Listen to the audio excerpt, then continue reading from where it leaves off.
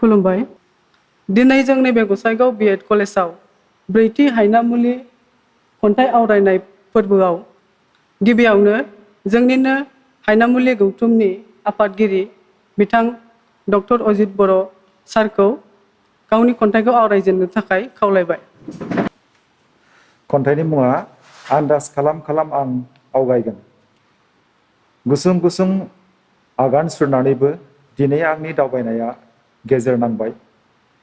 माब्लाबा सोरनिबा आखाइ हमनानै, माब्लाबा मानबायनानै, नाथाय मोनाखिसै आं रेडिमेड जांख्ला, माब्लाबा गादलिननाय, माब्लाबा फावसायनाय। थांखि आंनि गावदां अखाफोर बिलिरनाय, सिमां आंनि रेगें रेगां रायजो जानाय। आं बारबोनाय लामाफोरनि आगसि आगदा खोनाबोदों आं सोरनिबा होसिख्रावनाय, सोरनिबा गाबनाय, सोरनिबा जुगुमनाय।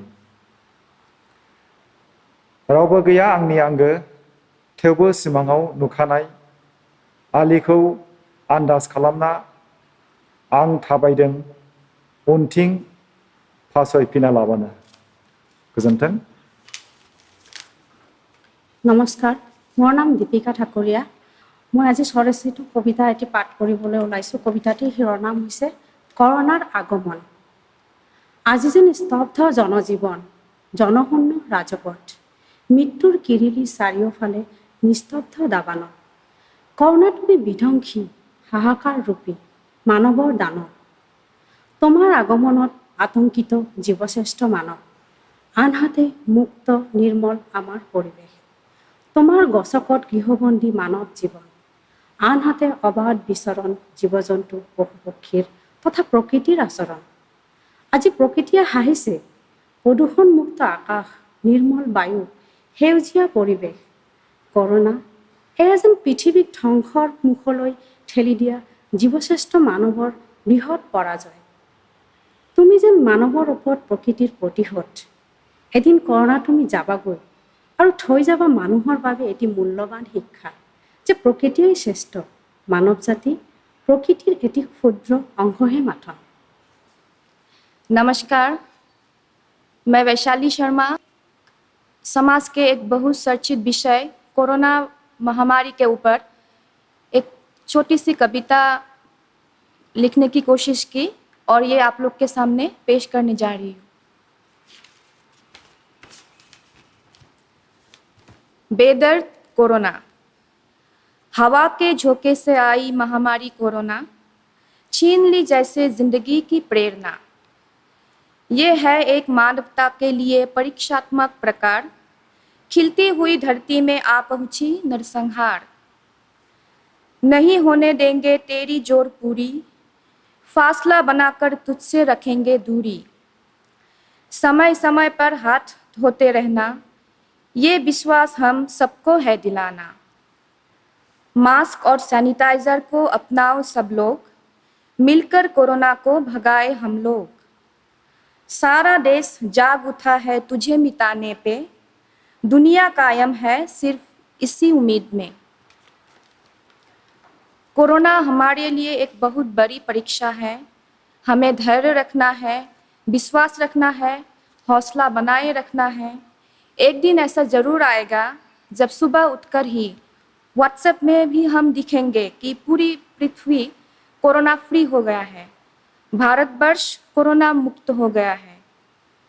हम अभी देख रहे हैं कि दिन व दिन कोविड-19 पॉजिटिव केसेस तेज़ी से बढ़ रहा है, लेकिन देशवासियों के लिए कोरोना वॉरियर्स अर्थात डॉक्टर्स, नर्सेस, स्वास्थ्यकर्मियाँ पूरी तरह से सेवा में लगे रहे हैं।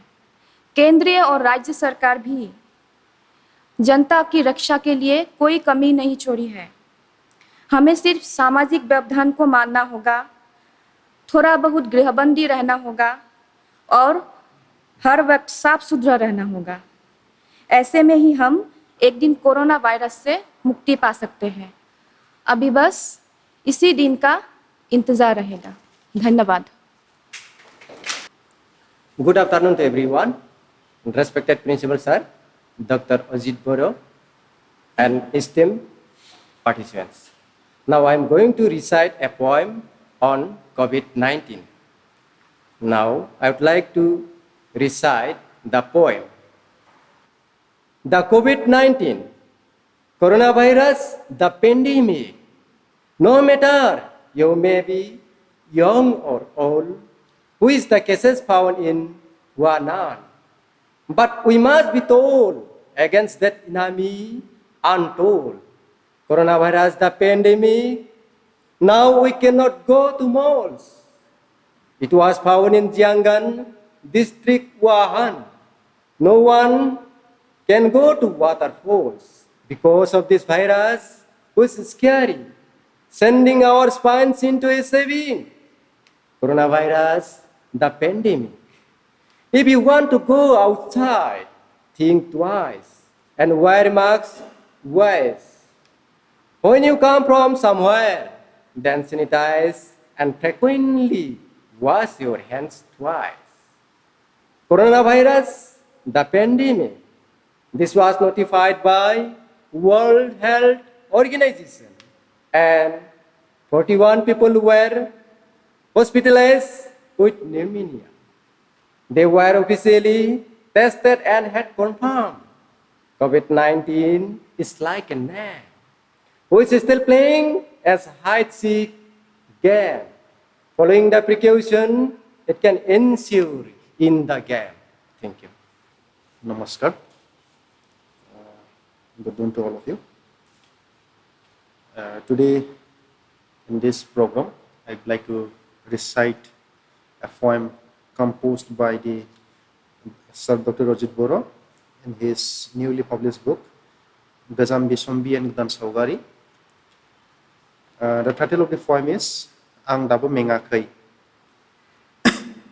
Ang faraयनोसै, Ang Dabu Mengakai.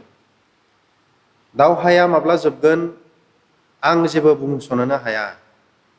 जेननाय देरहानायजों मोगा मोगि जाबोबाय। सान हरनि फाराग जेबो फाराग गैया। जेब्लानो मेंदों खंखराव हाबसोनानै मेगन बेखेवनानै उन्दुदों।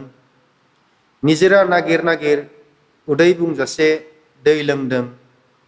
हाग्रा दानस्रां दानस्रां हनुमाननि गोमोरनाय आगान सङै सङै मोसा गुफुरनि सोगोमनायखौ नेवसिदों। माब्ला मोनहैगोन द्रनगिरि हाजो, दाबो आंनि थुंग्रिया गोबावैनो दं। एवस्रांगोन आं सिमां नखरनि जारिमिन आं सुजुगोन। बेखिनि गोजोनबाय। खुलुमबाय। दिनै आं बर'आव मोनसे खन्थाइ आवरायनो आखायाव लादों। खन्थाइनि मुङानो जाहैबाय रजेनिसिम गांसे लाइजाम। खन्थाइखौ फरायलांनि। अरनबारिनि हेब्रे माब्रे लामायाव आन्दायबाय रजे आं। सिगां फारसे नायहरोब्ला उखुन्दै लुन लुन खुनायल' मेगनाव आंनि साथि फैदों। बारहुंखानि सिमब्रेनाय बारा बाला हामानि रानस्राव बोरियाव बुखारनानै लाबोबाय आंनि बोलो गैयै देहाखौ। दैबानानि गुथाला बेसेबांबा गोजान जायगायाव बुखारलांबाय आंखौ। रजे, नों आंखौ नागिरब्लाबो मोननाय नंलिया। आंनि महरखौ नों सिनायनो हानाय नंलिया। आंनि थंखौ नोंनो माबोरै होनो हाबावनो आं। बारहुंखा सारन्थाइजों दिनै आंनि गासैबो थेर बेथेर बायफ्लेलांबाय। नों आंखौ बावगारदो रजे, नों आंनि अनगायै थांनानै थानो सोलोंदो। बेनो आंनि नोंनिसिम जोबथा लाइजाम रजे। फैगौ बै जोनोम मोनसेयाव नोंखौनो नेनानै थाबाय रजे। आंनि खन्थाइया एसेनोसै। गोजोनबाय।